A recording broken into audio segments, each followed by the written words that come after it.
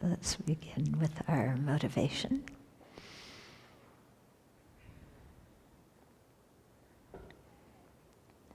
So it's very important, especially when doing activities that look like they have to do with the Dharma, to make sure that we have a motivation that has to do with the Dharma.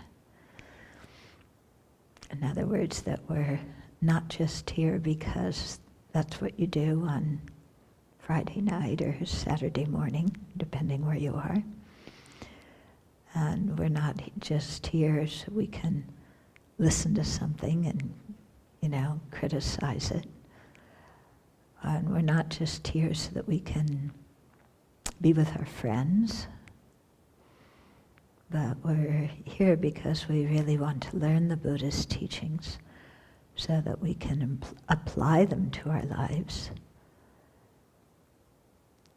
And we want to do that so that we can cease not only our own dukkha, our own unsatisfactory experiences, but also the dukkha of others. And why get involved with other people's problems? Don't we have enough of our own? Why do we need to get involved with theirs? Here we're involved with their problems in a healthy way, not in an unhealthy way, where we're being a busybody or taking responsibility for something that isn't our responsibility. But rather, here we're caring about others' situation because they're just like us. They want to be happy. They don't want to suffer. And they've been kind to us. So it just makes sense to do whatever we can to be of benefit to them. Especially aim for the highest awakening so we can be of the greatest benefit. And so let's make that our motivation.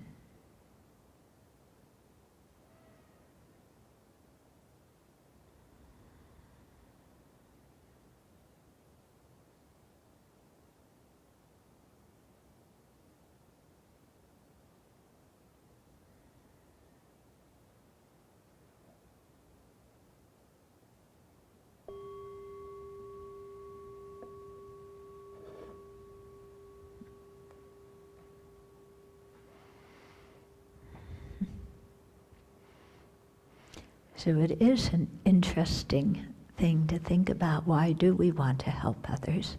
Because so often in regular life, our wish to help others can be infiltrated by some other kinds of thoughts, like, I want to know what's going on. What's the latest thing that's happening? Where we're a busybody, we want to know what other people's business is. Just so we can, have something else to think about or something else to talk about. But bodhisattvas aren't helping others because they want to know the latest gossip and be involved in the latest thing that's going on. Often, sometimes too, when the opportunity to benefit somebody comes, we're far away from being a busybody, and we're at the opposite end of the thing of like, I have enough problems, leave me alone. Yeah, kind of grow up and handle your own problems already. Yeah, why are you dumping them on me? So that attitude also isn't very receptive to being of benefit. We're seeing other sentient beings there as a pain in the neck. And also we're coming up with many good reasons, not, like, well, why should I help them? They don't listen to me anyway.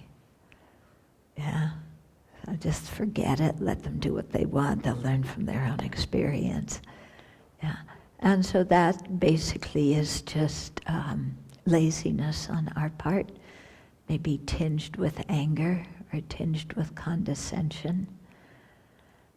But there are some very good reasons for being of benefit to others. Yeah, we could go on and on and on. First of all, if we're going to become Buddhas, then we need to have the attitude to benefit others. So, if you don't have that attitude, then forget about becoming a Buddha. So that's a real good reason to care about others.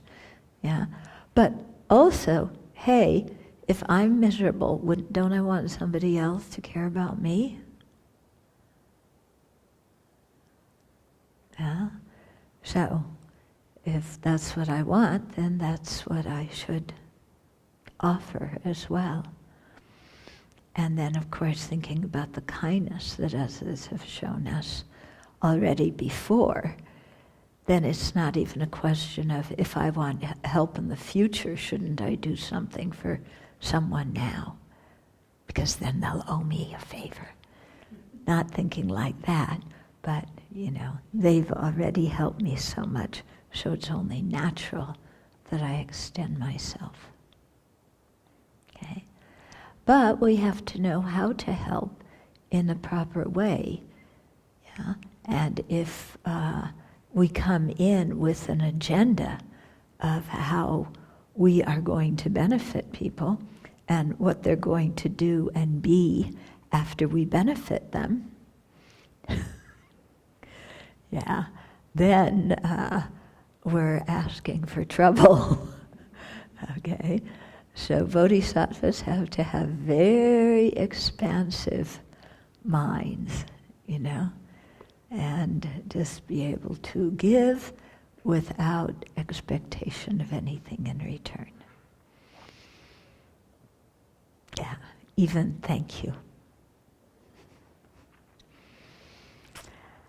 Okay, so we try and cultivate that kind of wish to be of benefit, and then seeing that becoming a Buddha is the best way to be of benefit, then we generate the bodhicitta aspiring for Buddhahood. Okay, so now there's a bunch of questions. The first question is, okay. So it's in Bhadra Rinpoche's The Words of My Perfect Teacher. And so he's talking here about how the Buddha and different arhats still have to accept the effects of past karma. So, and then he's talking about the Buddha telling one story about, there was a battle going on between one clan and the Sakyas, and the Sakyas got massacred. And that day the Buddha had a headache, and so he was explaining why he had a headache was because of something he did in a previous life, and then also explaining why there's another occasion where the Buddha stepped on a splinter and he experienced pain. Okay, and where Shariputra, he was killed by somebody because of his actions, but he was a great arhat, so how could that happen? Okay, so here, in terms of the arhats have eliminated, well, they haven't eliminated it, but the karma they have to take rebirth can no longer ripen. But they may have created other karma that could result in some kind of pain. Now, why would an arhat or a bodhisattva or a Buddha, why would any of them experience pain if they've already realized emptiness? Wouldn't they meditate on the emptiness of the pain and thereby overcome it? So Bhadra Rinpoche here is telling the story according to the Pali tradition. Okay? In the Pali tradition, it said that when an arhat is, born, or also the Buddha when he was born, his aggregates, his body and mind, were the products of ignorance. And so even though he attained awakening in that life, the body was still a polluted body, polluted meaning under the sway, under the influence of ignorance and the latencies of ignorance. And so in other words, that's what they would call nirvana with remainder, the remainder being the polluted body. And so they say that the Buddha experiences pain because he still has that kind of body, and that body, the nature of that kind of body, is to experience pain. The Mahayana, on the other hand, say the Buddha was awakened many eons ago, and that what we see was more a manifestation, an emanation body, and the Buddha appeared that way so that his whole life became a teaching for others. But of course, he didn't experience any pain because his body was not a polluted body. It was an emanation body of a Buddha. Okay? So the story's just being given from the perspective of the Pali tradition. Okay? Then, another question somebody asked about sometimes at home or at school or at work, you need a tool or an appliance, and it's not real clear who owns it, or even if it's clear who owns it, the owner isn't around to ask. So what do you do?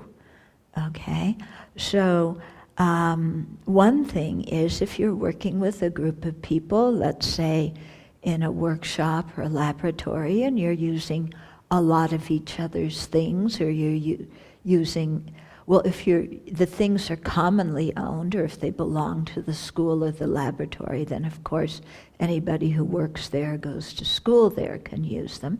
But if it's more of a private thing with people's personal tools or appliances, and you're going to be working with them for a while, then just ask, hey, if I come in and I need to use something and you're not here, can I go ahead and borrow it? So set it up with people beforehand. Or if you haven't done that and you're not taking it, out of the room to another building or another location or something, then just use it, leave them a note, or even you have to take it into the next room, leave them a note. If it's somebody that wouldn't mind your borrowing the thing, if it's somebody who might mind, then, don't use it. Okay? And then this person also said, apparently in their family, different family members, somebody has like a container that they really like.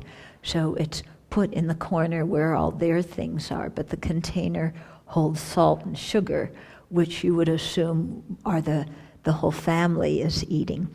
I assume if you're living with your family that things like salt and sugar are commonly owned property, and you don't need to ask about using them.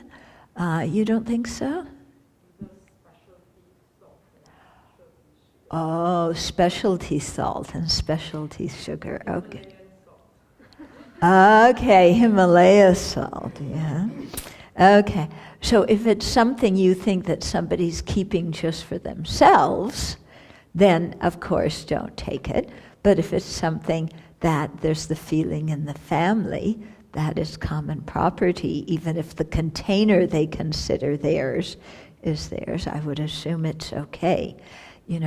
I remember one time, because I was really trying to be quite careful with this, and I was at my parents' house, and I was out of pens, and I asked my mom if I could keep a pen. And, it was one of these cheap Bic pens, Bic, the one ball. And she looked at me, she said, of course, Like, why are you bothering me with this? You know that you can, take it. In the family, these kind of things are just, everybody shares, you can take it.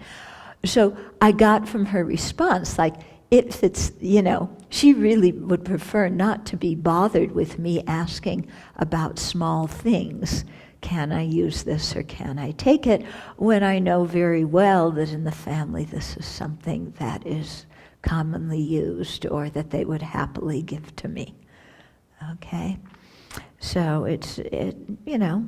and if ever you're in doubt, like I stay at many people's houses, yeah? And some people, when I come to stay there, they say, make yourself at home, help yourself to the refrigerator, or, whatever in the cupboard. So that's very clear. Other people don't say that, so then I don't go, and look for things. But I know that I'm going to have a cup of tea in the morning, so I ask them, can you show me how to make a cup of tea tonight? And then I'll make my own tea and I won't disturb you in the morning. And then if they don't want me to have a cup of tea, I'm sure they would say, but they always show me how to do it.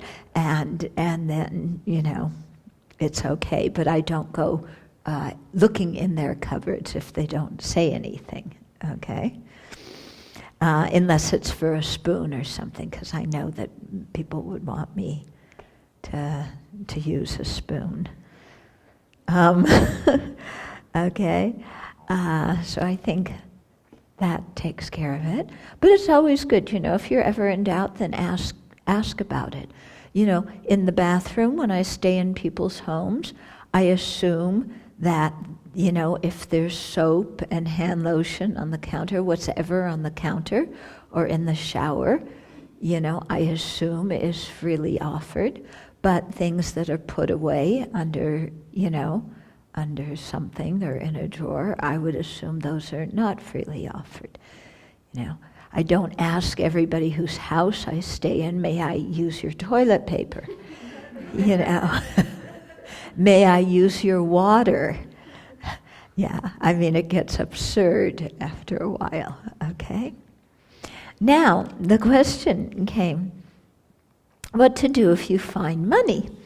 So, I've been noticing there's been a penny downstairs on the shoe rack for a while, hasn't there? Yeah.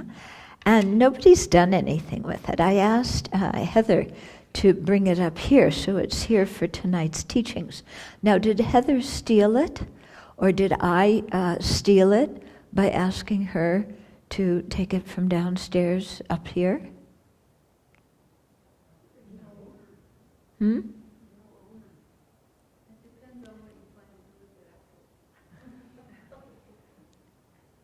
Well, is there the motivation to take it and claim it as mine?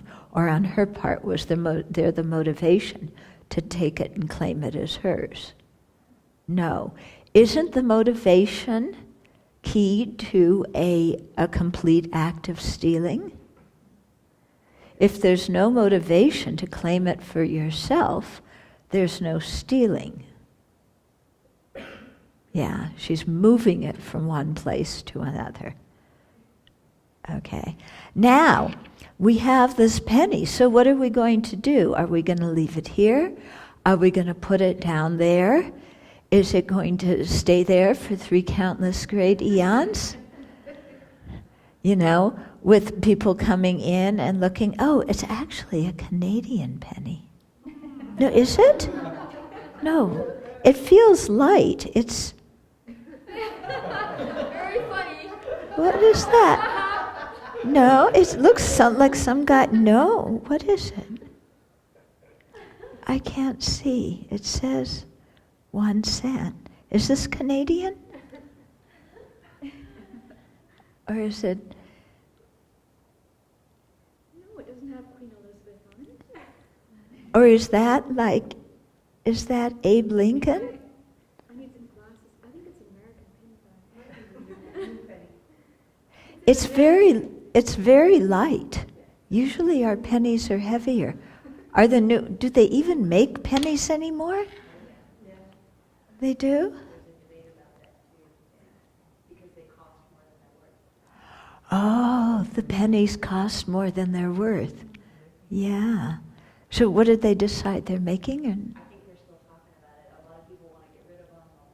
yeah. But it means a lot of change. So. Right. And there should be a date on it somewhere. Anybody have good eyes? Yeah. Okay. So what are we going to do with this penny? 2011. Okay. So we can't keep it because it's not ours. Yeah. Do we put it in we're about to send out a newsletter. Do we say, did anybody leave a penny in the foyer? Now, if somebody had left a $50 bill, I would, hang on to it and wait for somebody to come, or maybe say, did, somebody lose some money here, not stating how much, but, to let the owner claim it. But what do we do with one penny? The fact that it's been there for so long, Yeah, everyone here has had a chance to pick it up. yes. Mm-hmm. So can't we just offer it to them? Yeah, so it seems to not have an owner, because everybody's had a chance to claim it if it was theirs. So should we offer it to the Abbey? What do you think? It's not enough value for the law to come and put you in jail. That's true. It's not, another criteria of it being stealing is it has to be something that the law of the land would get involved in, and I don't think they're going to do that for a penny. Yeah. Should we give it to another charity? Why do we keep it for the Abbey? Maybe it's best to give it to another charity. You wouldn't want to be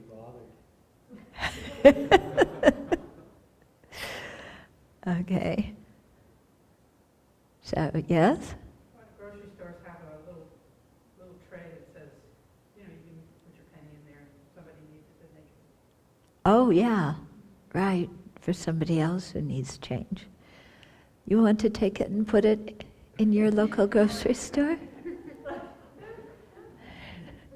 Does everybody agree? Do we have community agreement on this?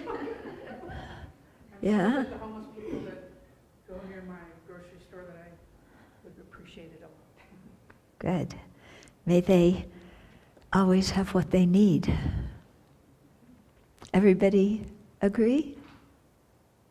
Yes. So how much in this country would it have to be worth for the law to get involved? Well, you have to, I can't answer that question. But even with the law not getting involved, something could be worth less than the law getting involved, but the owner might still be upset. And so it might not be complete karma, but it might be the Right. karma.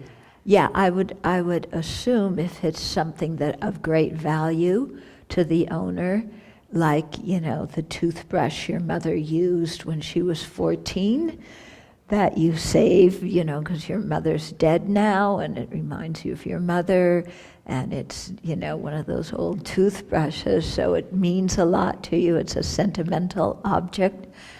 And somebody took that toothbrush, that then, that might be an act of stealing.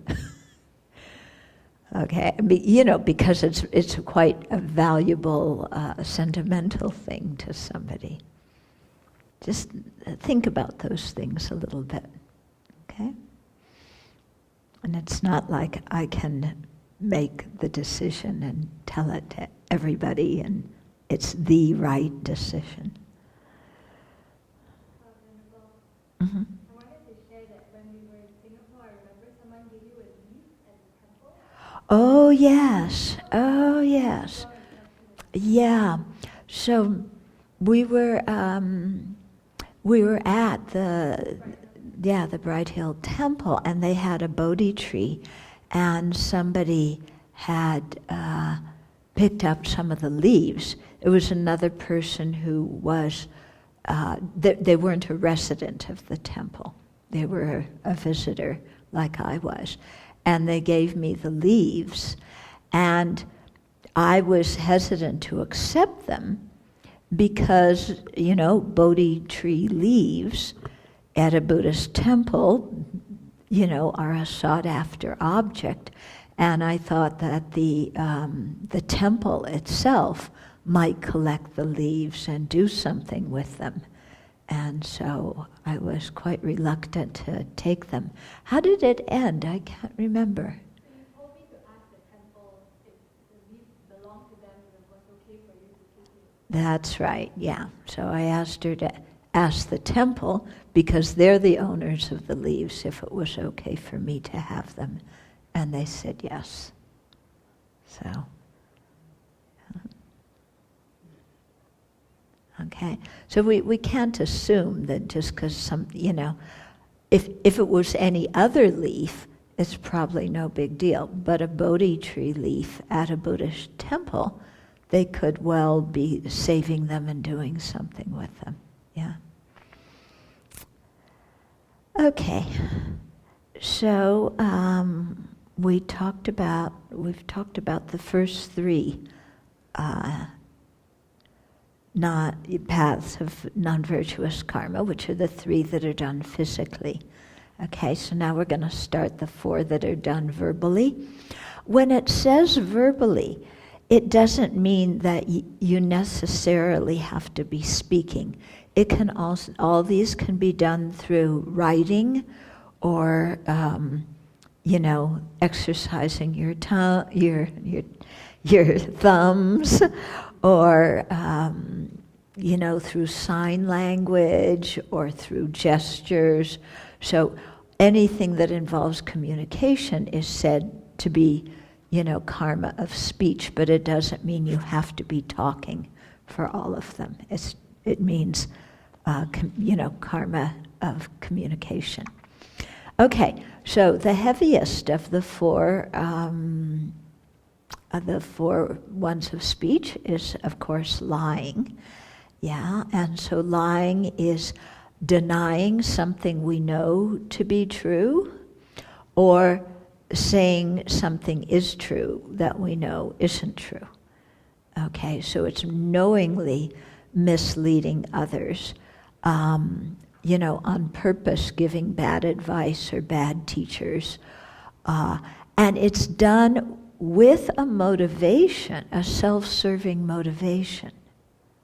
Okay? So, but let's first do the object. So the object, that we're lying to has to be a human being other than ourselves. We already lie a lot to ourselves. Okay? In fact, most of our self-talk is lies. What a disaster I am. I can't do anything right. I botch everything up. All of that's a bunch of lies. But that's not counting here. It has to be another human being. Okay. Now I wonder about if you're trying to lie to an animal, making it, like we shake the food to get the cat to come. Yeah, but we do give the cat food. Yeah, the message is we're going to give you food. We do give it food. Okay, but to be an actual act of killing, it has to be a human being. Lying, it has to be a human being. Although, I suppose we can lie to animals, can't we? Huh? Yeah. Okay, so it includes little white lies, and it includes huge, big lies. It's the whole range. The worst kind of lie is to lie about spiritual attainments. And this means, it doesn't mean saying you don't have a realization when you do. It's not talking about that. It's saying you do have some realization when you don't. So why is that so bad? Because if you lie and people believe you, when they find out that you lied, they not only lose faith in you as a practitioner, but they lose faith in the Dharma, because you're a representative from the Dharma. So it's quite interesting in our monastic precepts, the story behind the lying one, yeah, it's very telling what the story is, because it was at a time when there was a famine in the place where these monks were, so they weren't getting any alms. So in order to get alms, what they did is they talked about their spiritual attainments, but of course they didn't have any. They were lying about them. So the people, out of respect for these people who they thought were very highly advanced spiritually, they gave them food that, of course, they hardly had enough to feed themselves. So after this, I think it might have happened during Varsa, and after Varsa, then the Buddha saw them and said, hey, you guys look pretty good compared to, what I heard was going on in that land where they had a famine, and how did that happen? And then the monks told them, and the Buddha, of course, set up the precept, because what the monks did was completely, unethical and very, very, very, very deceptive to people who had trust. Yeah? So even as a joke, we don't kind of, say unless it's very clear to other people that we're joking, Because joking is quite interesting. Sometimes we think it's very clear to somebody that we're joking, but it's not clear to them at all, and they think we're serious. I've seen incidents of that happen, and people getting really upset when the other person's just joking, and they thought, the person who's getting upset understood that, and they didn't. So we have to be careful. Yeah, Lama Yeshe would kind of say things, and we'd laugh, and then he'd go, joking, and then, well, not joking. Yeah, so,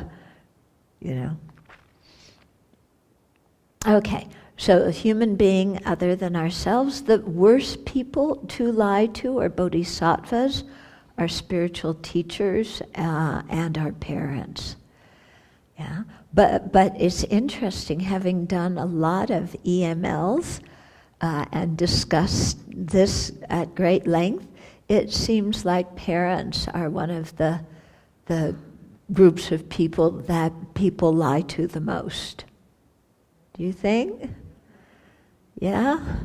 It's interesting, isn't it? They're one of the heaviest, groups, because of the kindness they've shown us, but they're also the ones that we tend to lie to the most, okay? Why do we lie to them?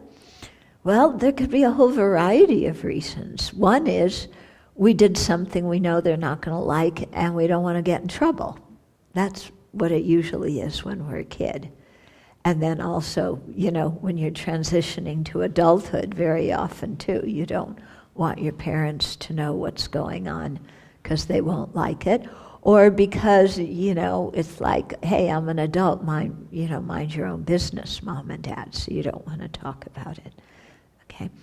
It's interesting in my family, there are certain situations in which I was actually told I should lie to my parents if these situations ever happened. Yeah. Yes, it sounds very strange, but I'll tell you the story behind it. My family had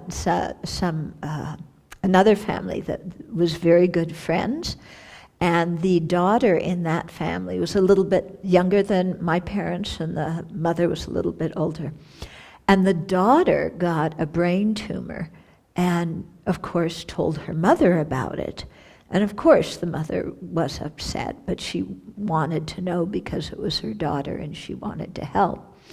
My mother, in telling the story to me, oh, so-and-so has a brain tumor, and she told her mother so-and-so, and I don't understand why she did that, because there's nothing her mother can do. All her mother's going to do is get upset about it. Yeah, she shouldn't have told her mother. So that was the message to me, that if anything is ever serious going on with my health, she doesn't want to know about it. I should not tell her. Yeah.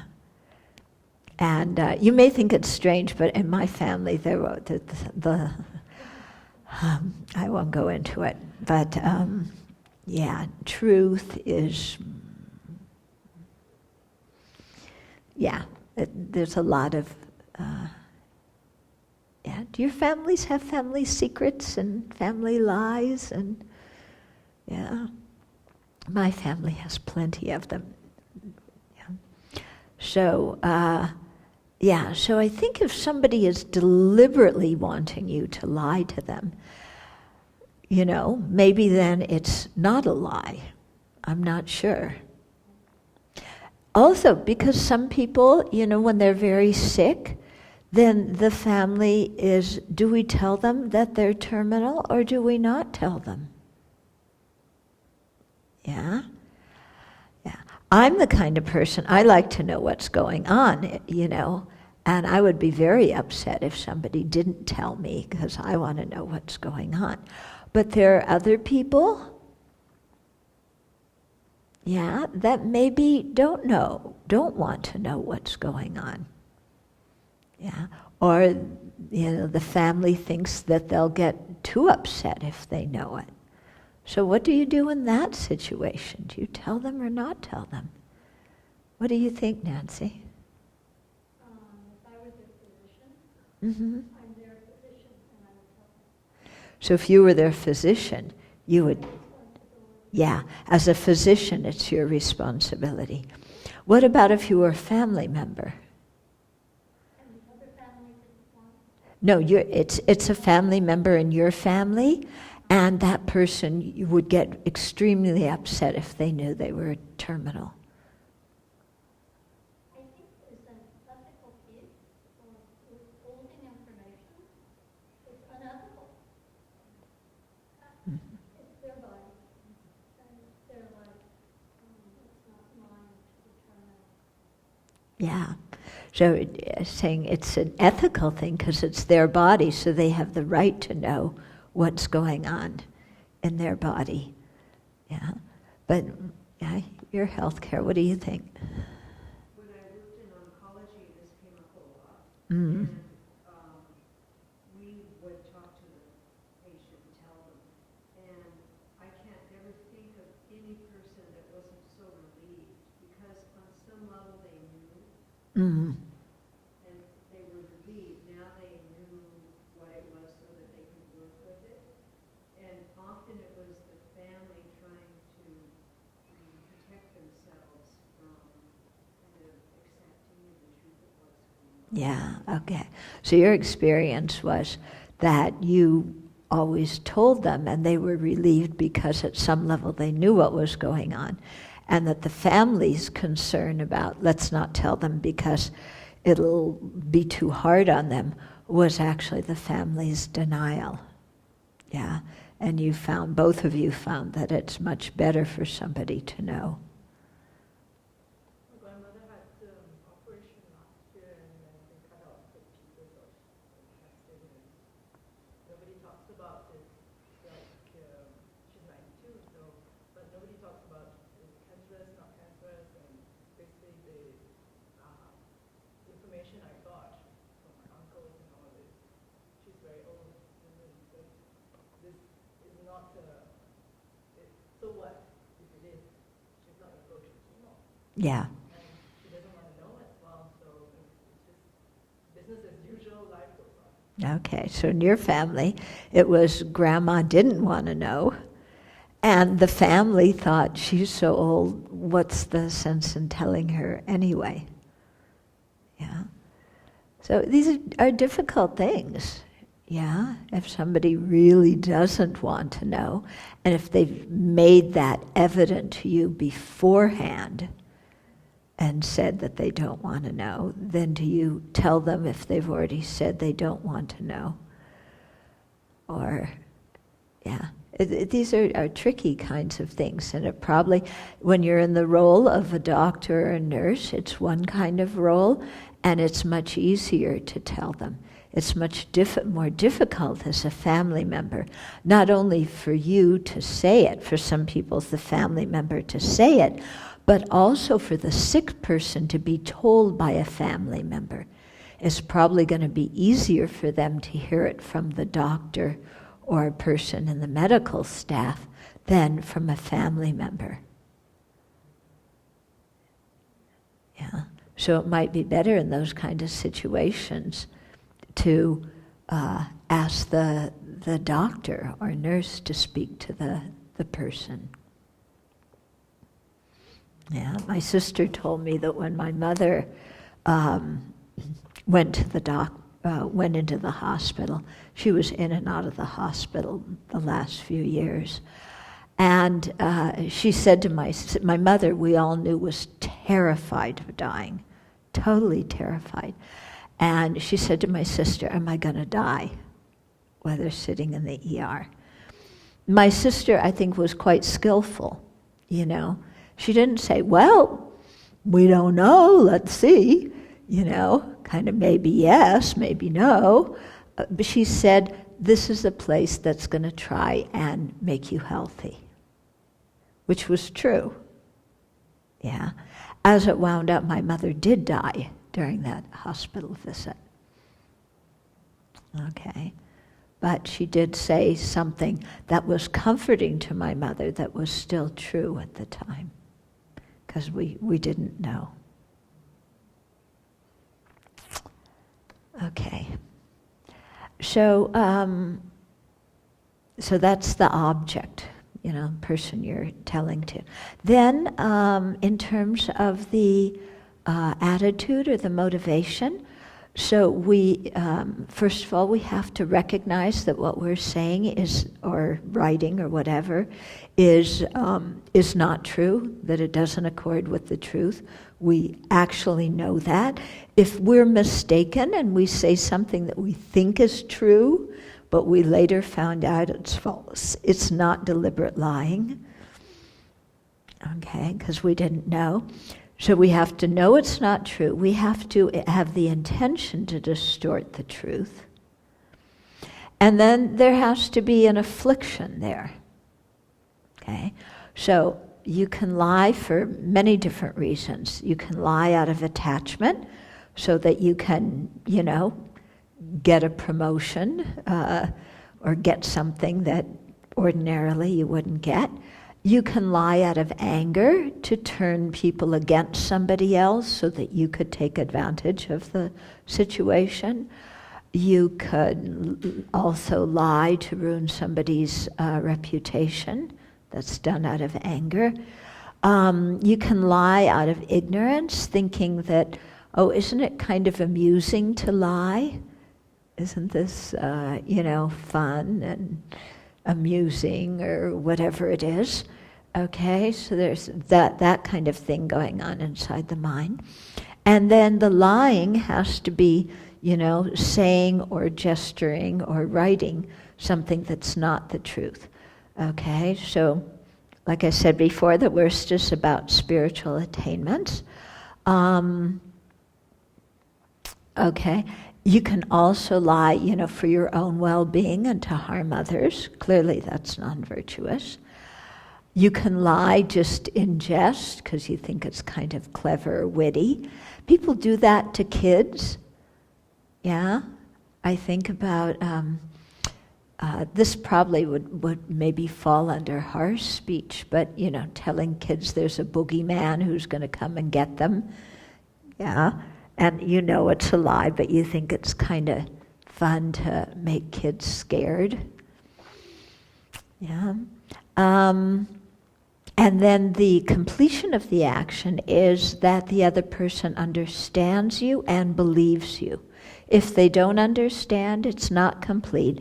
And even if they understand, if they don't believe you, then it's not complete. Okay? Now, just because an action isn't complete doesn't mean that there's no karma created and that no result will be experienced. There's still karma created, there's still some result, but it's not a complete action that's going to bring all of the results which we'll get into in a little bit. Okay? So if you're lying to protect somebody else's life, yeah, if the hunter's coming and saying, where are the deer? You know, do you say they're right down there? Yeah, I have a precept not to lie. Yeah, the deer are right there. I mean, come on, that's ridiculous, isn't it? Yeah. So in those kind of situations, you change the topic, you say something foolish, you can, go like this, oh, the deer, they're all over the place. There's many things you can do. Yeah. Why didn't you just say, I'm not going to tell you? Tell them the truth. Yeah, exactly. You can also do that. I'm not going to tell you. Yeah. That's actually much more honest, isn't it? Yeah. Just, I'm not going to tell you. What I found very interesting is the definition of lying differs in different cultures. Yeah. And I found it living with the Chinese and living with the Tibetans that certain things that we consider a lie, they don't consider a lie. They consider being tactful and not hurting somebody else's feelings or not making somebody else lose face. But I still think it's lying, But maybe in that culture not. I don't know. Maybe it depends on the culture. Hard to say. I just know when people have told these little white lies to me, about small things, because they think I'm going to be hurt if they just tell me the truth, that I'm actually more hurt because they lied to me. Because to me that's kind of insulting. It's like, what, you think I'm a baby? I can't handle the truth? Yeah, tell me the truth. I can handle it. You don't need to hide these things. But that could also be because I came from a family where, you're never quite sure what's under the rug. Okay? Yeah, interesting. Okay. Any questions about lying? Yeah. Well, lying and stealing, when we're talking about, lying has to be to a person or stealing has to be a certain amount to be a complete karma. We're not saying that if it was under that amount, or if you were lying to an animal, that it's still lying, right? But that's what I said. It's not the full action because it doesn't have all of the branches, but that doesn't mean there's no karma created. There still is karma created. So what about when we're talking about stealing where there was no motivation to steal? That's not stealing because, if there's no motivation to claim it as your own, you see a wallet on the street, you pick it up with the intention to give it to lost and found. Is that stealing the wallet? Okay, so that's the critical, that has to be there. Yeah, you have to be wanting to claim it as your own, yeah, and then claiming it as your own afterwards. In that instance, you're protecting somebody else's property. You're doing something virtuous. Whereas if you just left it there, yeah, that would actually be quite negligent because all their money and credit cards and stuff could get stolen. Okay, so I think we also have to be practical. Sometimes we get a little bit, kind of dogmatic or too, well, the rule book says like this. So, or somebody left, you go somewhere and somebody's left some poisonous substance around and there's children playing there. Do you say, oh, I'm not going to move the poisonous substance because it doesn't belong to me and, it belongs to somebody else and they're going to get mad if I take it. So I'll just leave it there even though there's a bunch of kids playing there, 3 and 4-year-olds who are likely to pick something up. Come on. Yeah? Is that stealing if you move it? Yeah? Yeah. Oh,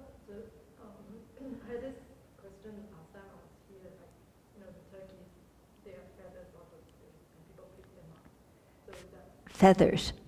They Yeah. drop their feathers and Yeah, pick them up as souvenirs and right.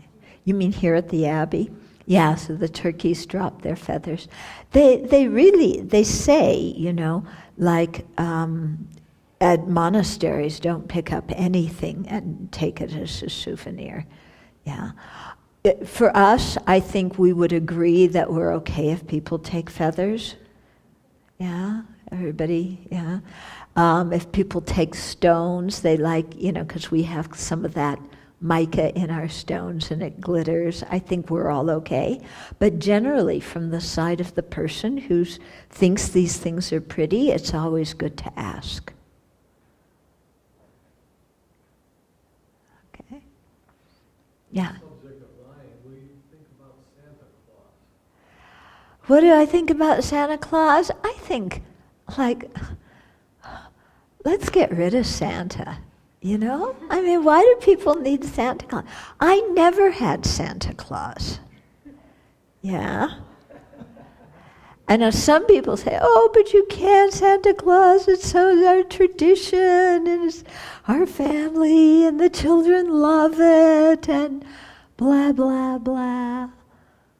I don't know. That's my personal opinion. Well, I always thought it was lying, but when you look at the motivation, there's not a whole bad motivation. There's not a bad motivation telling kids about Santa Claus, but it could lead to some misunderstanding, can't it? Yeah, people can misunderstand because the child sees mom and dad putting the gift out at midnight and then sees that Santa doesn't exist. Yeah. Or what? Find the toys in the closet. Yeah, you find the toys in the closet, who knows what, so. Okay. Yes. So Santa Claus was, in my memory, was my first moral dilemma about lying, because it was obvious to me that all those things were true, that it wasn't Santa Claus, and then I was really stuck with that, am I going to go along with this charade, or am I going to say, I know this is true, Mm-hmm. So, I don't think it's completely harmless, because I think most children are not fooled. Yeah. But, I mean, we just have to think, why do we have these things to start with? So I'm not going to come out with a declaration, but it's like, okay. I'm much, it's quite interesting when we discuss the 10 non-virtues, the things that I think are quite important are not the things people ask questions about. I'm much more concerned with politics and corporations lying and executives lying. Yeah. I'm much more concerned about that. And why do they get to lie and not experience result, whereas normal citizens lie and get in trouble? Okay. I'm much more concerned with those kind of lies. People always ask me, well, there's an ant in my kitchen, should I kill it? I think people sometimes they forget the big, main, important things and get into the tiny details that if you thought about it for a minute yourself, you could probably figure it out. Yeah, what do you think? Yeah, I think sometimes people are wanting me to act like God and say, that is okay, child, you can do it. And it's like, come on. Give me a break. Yeah. I think that's the beauty of these 4 branches, is that it gives us a tool to take examples from our own life and apply it and see, well, do I have the motivation? Do I have the recognition? Exactly. Yeah. And so that's why I'm explaining all of this. And then instead of asking me initially, think about it yourself. If you can't come up with something, then write a question. Okay? And think about like lying or stealing or things like that have been real dilemmas for you. Yeah, because those are the big things we need to think about. Yeah, the things that are really problematic in our life. So what I'm getting at is sometimes we skip over the problematic behavior to ask questions about things that really aren't so important.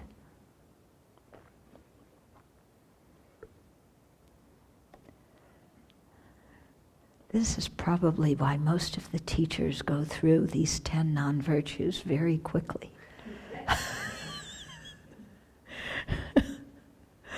Okay, divisive speech.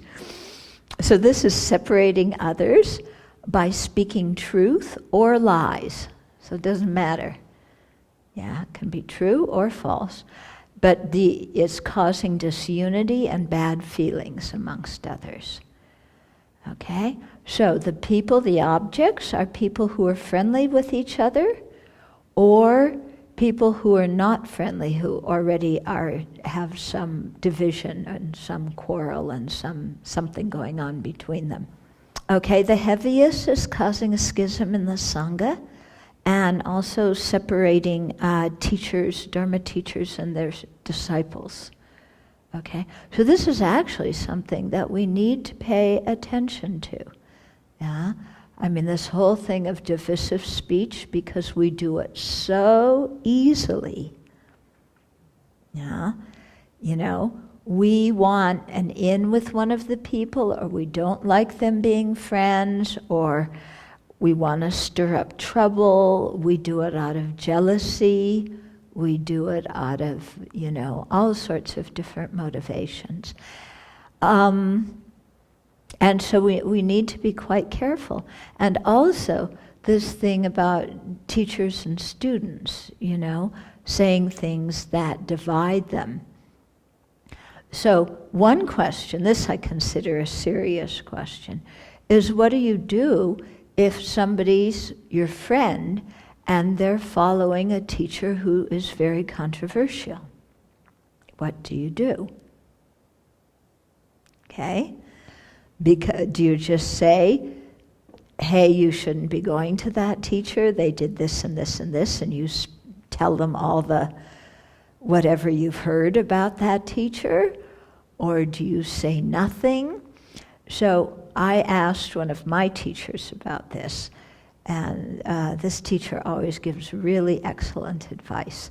And he said, in that kind of case, you know,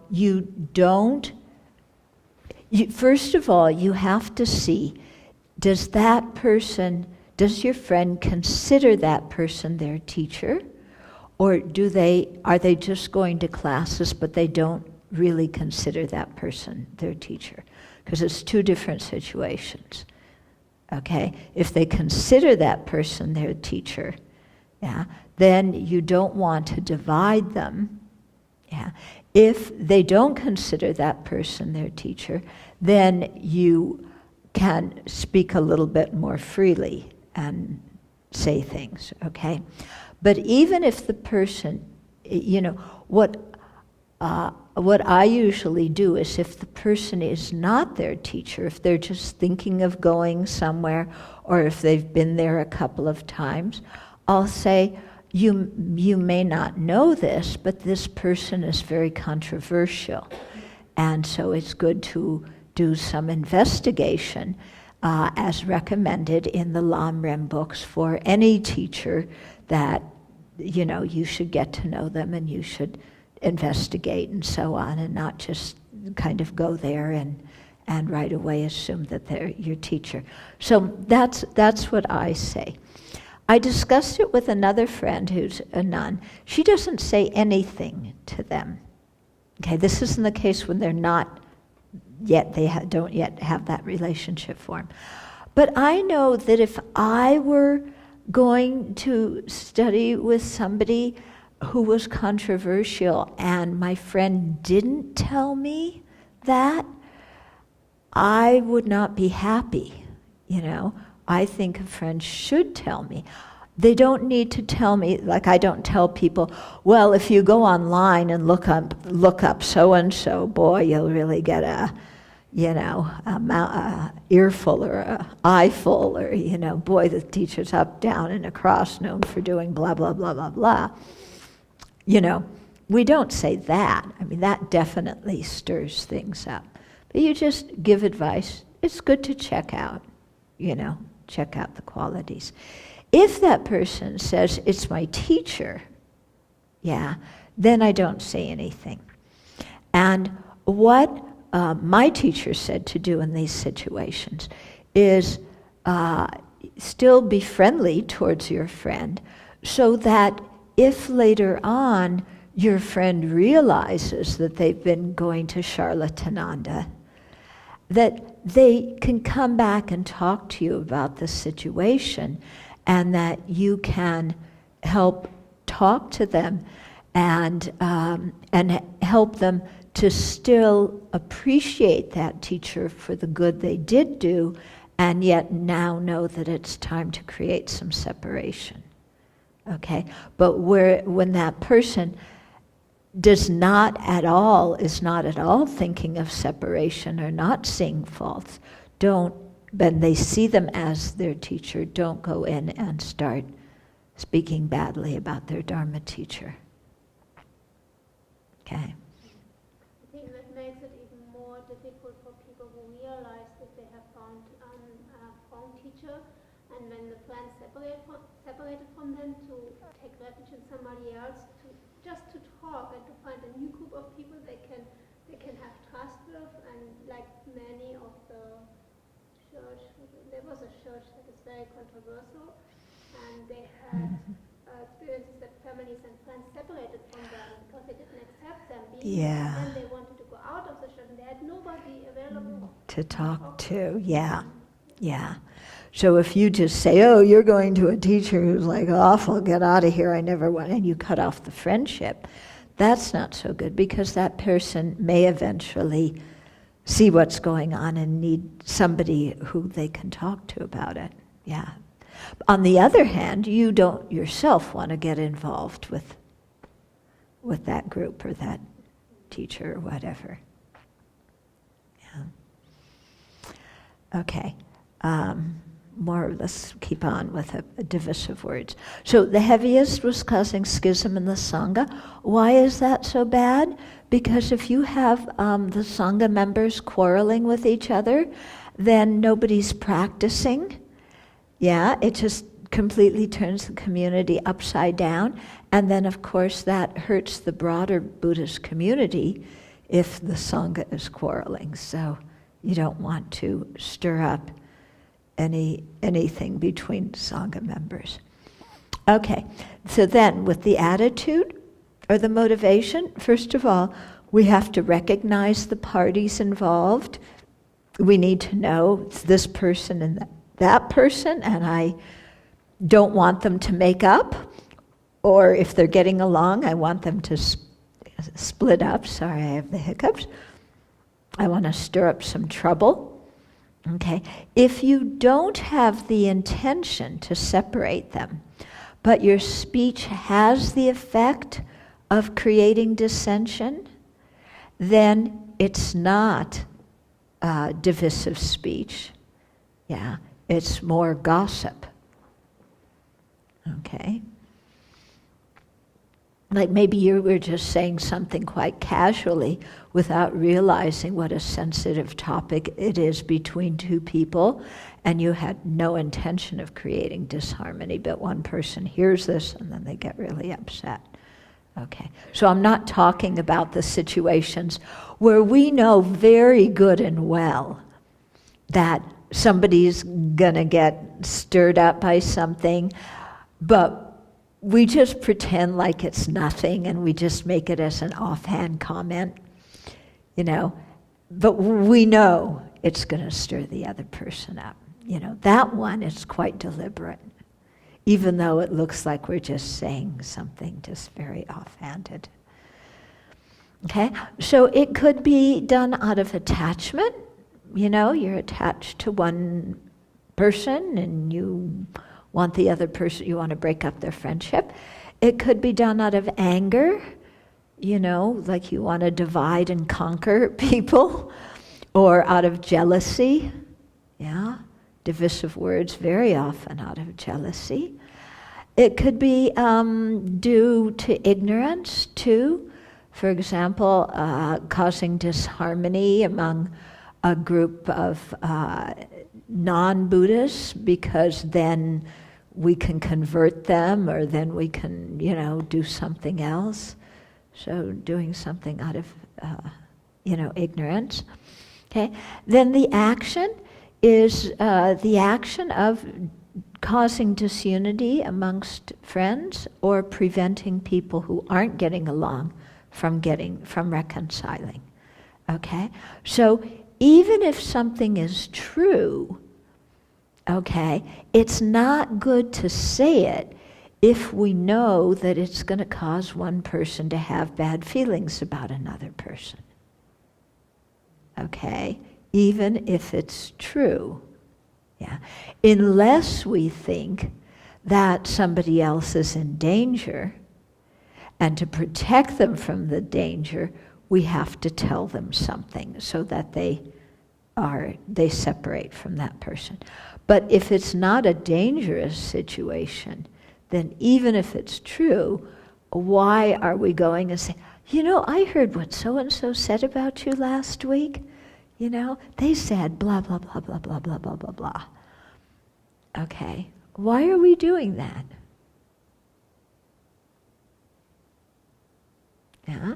Sometimes we may say, oh, well, I didn't really intend to, cause them to have friction. I was just telling them what somebody else said, because I thought they should know it, or because I thought it was amusing. But, that I would put under ignorance, that we're totally spaced out, not really thinking about the effect of what we're saying on other people. Okay, so I'm not saying lie. Yeah, I'm saying people, put it this way, people tell me all sorts of stuff that I do not repeat to others. Yeah, because there's no sense repeating these things to other people, because they only create disharmony. Yeah. So sometimes you hear like, oh my God, did you hear this story? But, if it's just going to create disharmony, then why say it? Yeah. Unless you think that there's some real purpose for the person knowing what's going on. Yeah. I think Dear Abbey columns get it, Well, I know that my friend's husband is cheating on her. Do I tell her?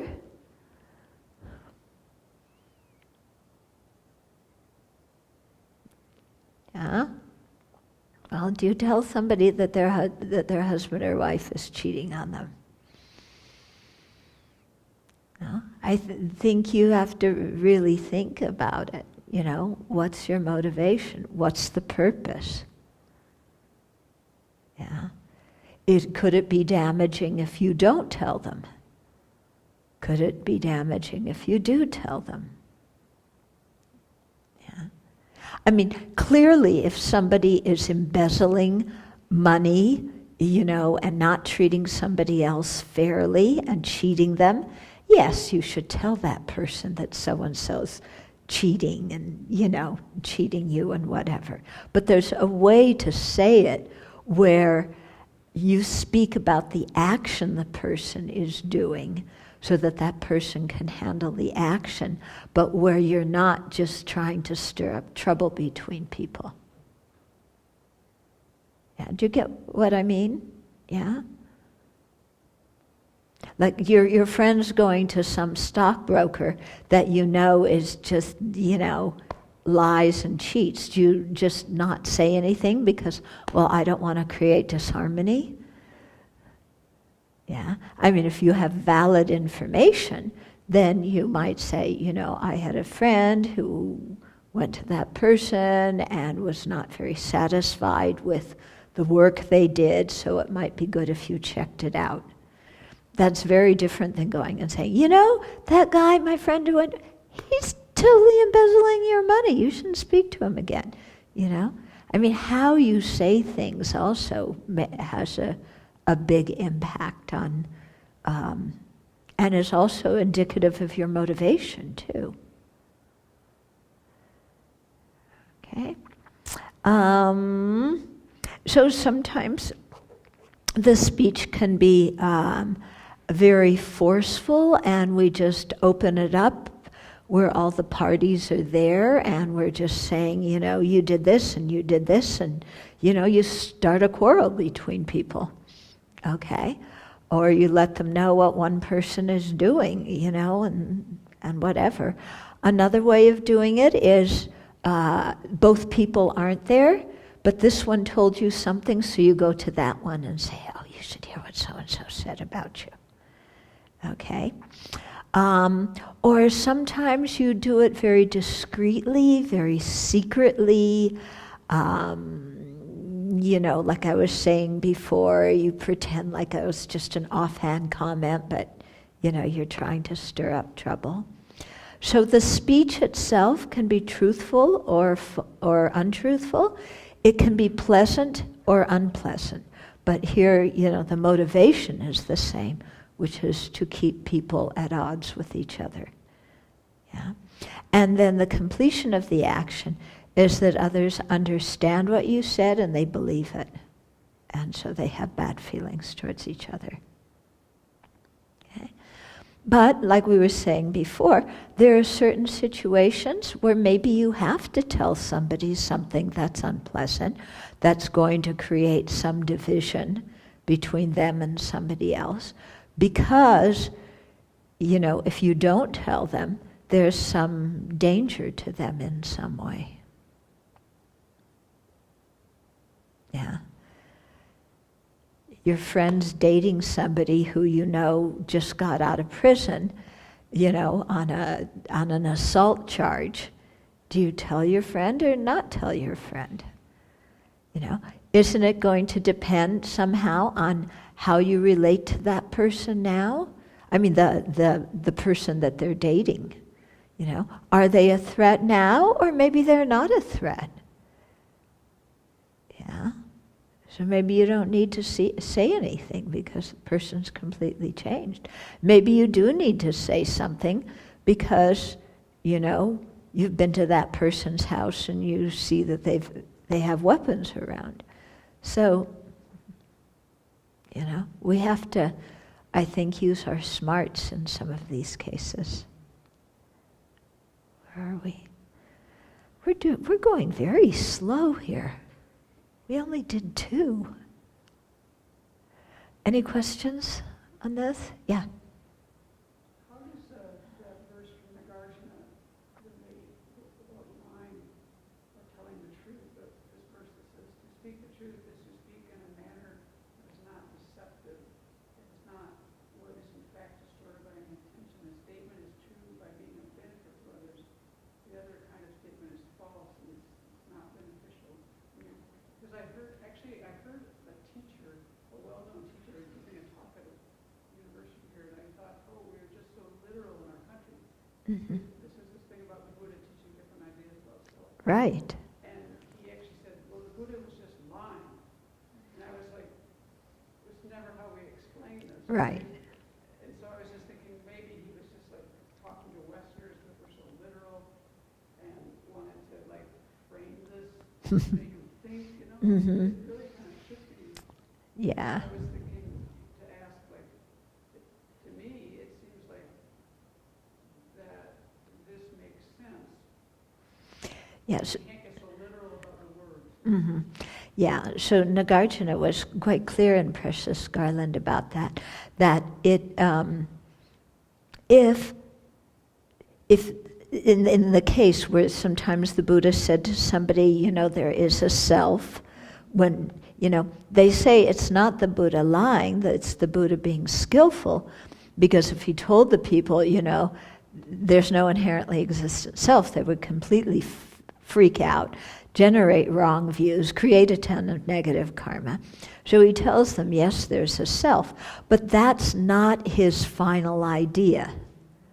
Yeah. And so he's doing that out of care and affection for the person, because it benefits them according to where they're at that particular time. So it's quite interesting with Nagarjuna. If something's true, but it's also damaging, then it's not completely true.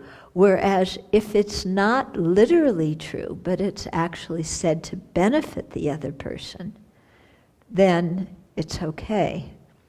Now, of course, we plug in, like in our recent discussion about what you say to people who are dying, we plug in, well, when it's really us feeling uncomfortable telling somebody they're terminal, we say, well, they don't want to hear it.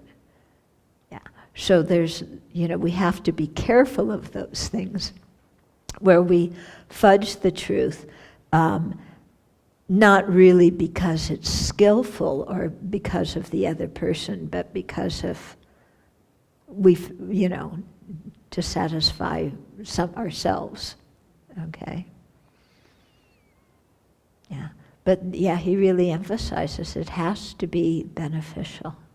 It's reminding me when I was working in government, what I struggled a lot with was sometimes you have a policy and then you would say, we're going to tell everyone we're doing it because of this. If not, it will annoy country X or Y in the nation's interest. But internally, we all know why we're doing it. Yes. You couldn't sleep.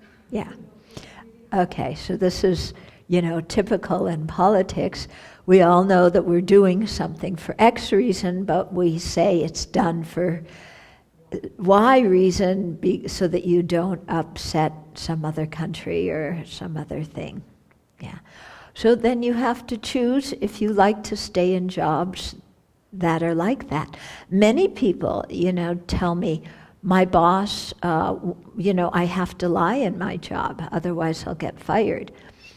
And I say, your boss tells you directly you have to lie?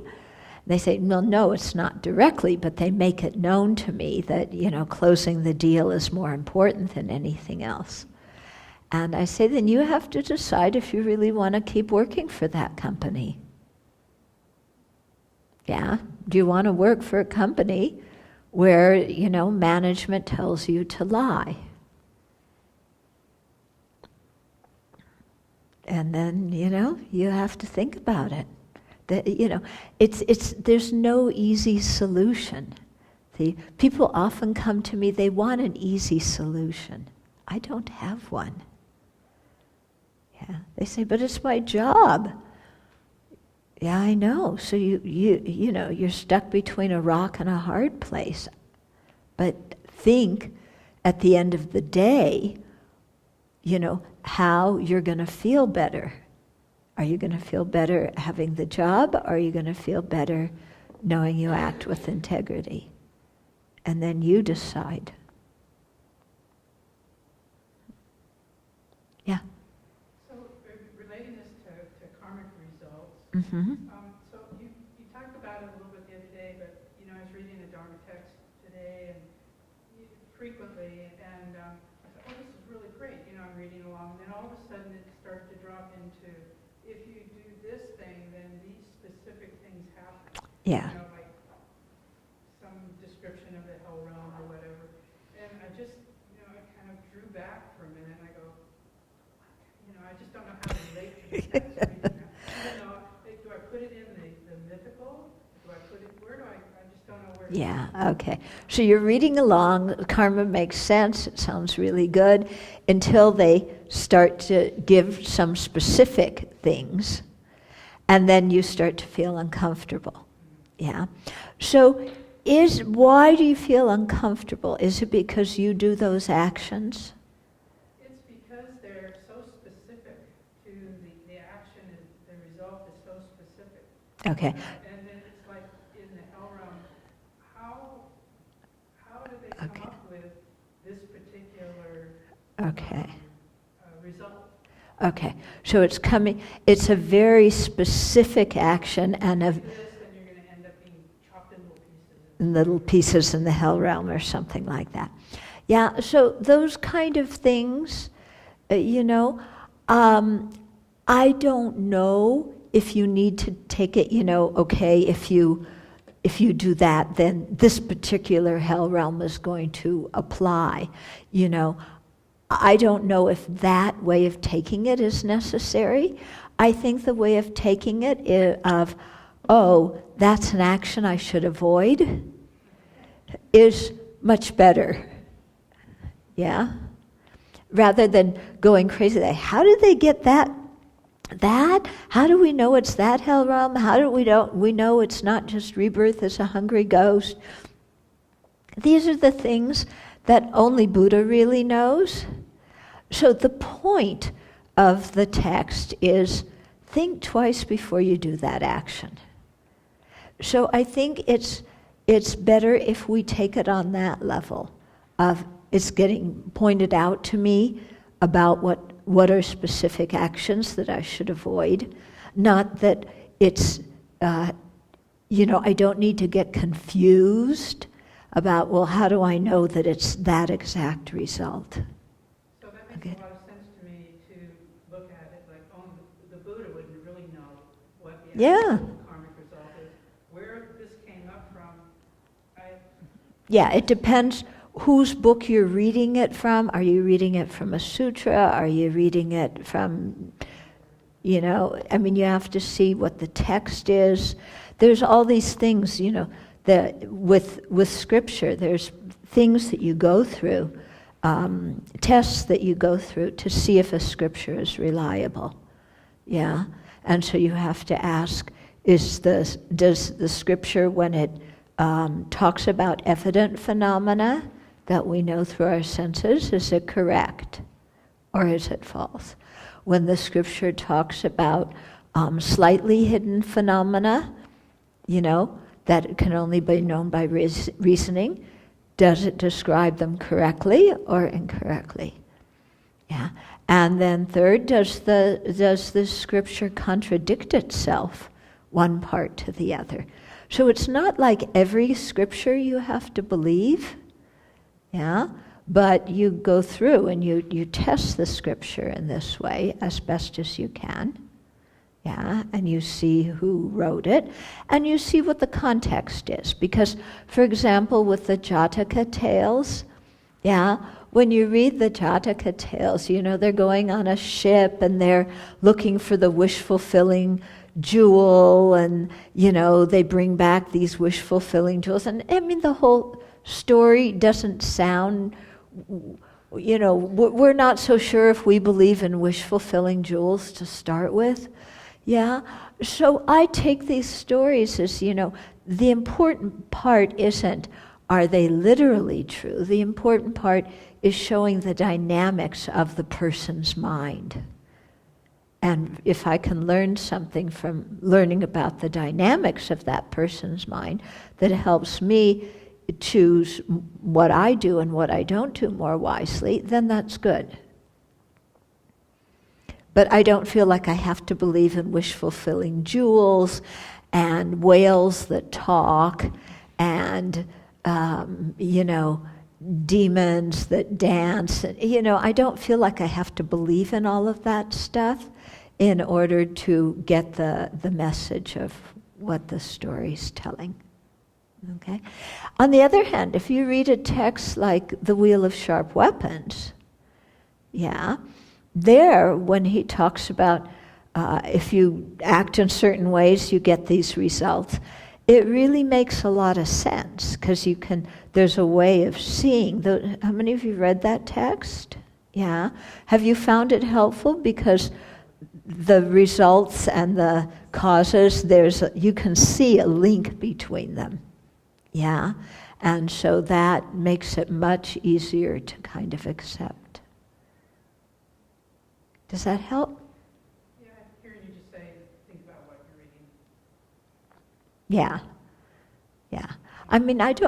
I don't feel any pressure that I have to take everything literally.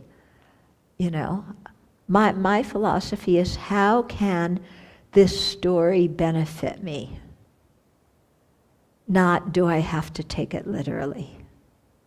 Okay?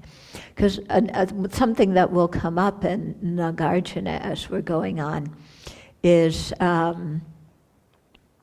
there's one verse where it talks about Nagarjuna giving away maidens and all the things to support them. And depending on how you read it, it could sound, I took it as there's women who want to get married, and the king is in charge of them. He's giving, and that in their culture was okay, and he's giving a dowry to make sure they're supported, so I don't take it as, he's giving them away as prostitutes. There's other stories in the scriptures where they talk about, the Buddha in a previous life. He gave away his wife, he gave away his children. We read that story and we go, he gave away his wife, he gave away his children. This is, human rights violation. This is child abuse. How can they tell a story and say that this was a good thing to do and praise the Buddha for being generous when he's seeing his family members as chattels, as his own personal property? What kind of story is this? And people get really upset about it. Okay? That kind of story, I was somebody who got real upset about it at the beginning. Now it's like, this is a story from ancient India, where that's the way they treated women. That's the way they saw children. I don't agree with it. Certainly if that kind of situation arose nowadays, I would say something about it. But they're telling a story about ancient India, and he's giving his wife and kids away to a demon in the forest. I don't even know if I believe in demons in forests. But the point of the story is, when you're really a bodhisattva, you're not attached to anything. So it doesn't mean that he's disregarding his wife and he hates his children and he's giving them to a demon to eat, and, how can we say that's good? What the purpose of the story is, not, when you're really a bodhisattva, you don't cling on to anything or anyone. You have complete equanimity. Yeah, the point of the story isn't that you consider other people your property and you start giving them away. Yeah, that's not the point of the story. So let me take all the, this story has cultural baggage in it. Let me look at what the point of the story is and focus on that and leave the cultural baggage aside, Because I know in my culture, wives are not the property of their husbands and children aren't, and you don't just do this kind of thing. And if somebody tried to do it, then you speak up and you say something, because it's not an act of generosity in our culture. Okay, make some sense?